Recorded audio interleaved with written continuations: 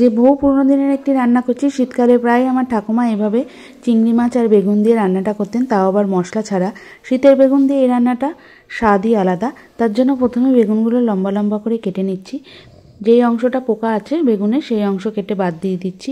এইভাবে সব বেগুনগুলো কেটে নেব। এইভাবে যদি একদিন মশলা ছাড়া ছোট চিংড়ি আর বেগুন দিয়ে রান্না করতে পারেন, খেতে কিন্তু গরম ভাতে দুর্দান্ত লাগবে। বেগুনগুলো কাটার পর ভালোভাবে ধুয়ে নেব, তারপর লবণ হলুদ মাখিয়ে রাখব। বেগুনগুলো কাটা হয়ে গেছে, এবার জল দিয়ে ধুয়ে নিচ্ছি। তারপর 1 চামচ লবণ আর 1 চামচ হলুদ দিয়ে 5 থেকে 7 মিনিট মতো মাখিয়ে রেখে দিচ্ছি। বেগুনগুলো ভালোভাবে মাখানোর পর ছোট চিংড়ি নিয়ে খোসাগুলো বাদ দিয়ে উপরে যে কালো শীটটা থাকে সেটাও ফেলে দিয়েছি। তারপর লবণ হলুদ মাখিয়ে রাখবো 5 থেকে 7 মিনিট মতো। এবার গ্যাসে কড়াই বসিয়ে দিয়েছি, দিয়ে দেবো পরিমাণ অনুযায়ী সর্ষের তেল। রান্নাটা কিন্তু সর্ষের তেলেই করতে হবে।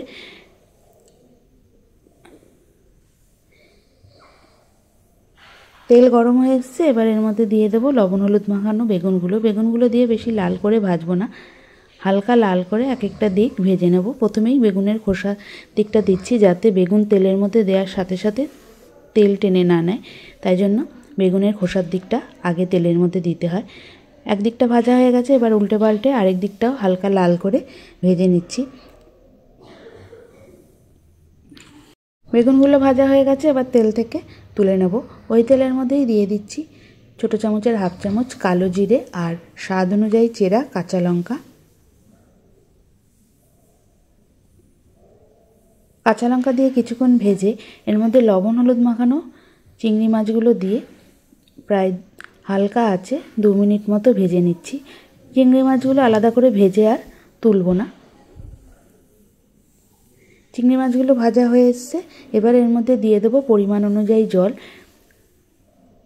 প্রায় বড় কাপের 1 কাপ জল দিয়ে দিলাম। এবার খুব ভালোভাবে ফুটতে দেবো। এবার দিয়ে দেবো স্বাদ অনুযায়ী লবণ আর 1/2 চামচ মতো হলুদ গুঁড়ো। যেহেতু চিংড়ি মাছে হলুদ মাখানো ছিল আর বেগুনেও হলুদ মাখানো ছিল, তাই জন্য বেশি হলুদ দিলাম না। এবার খুব ভালোভাবে ফুটতে দিয়েছি 2 মিনিট মতো। ভালো করে ফুটে উঠেছে।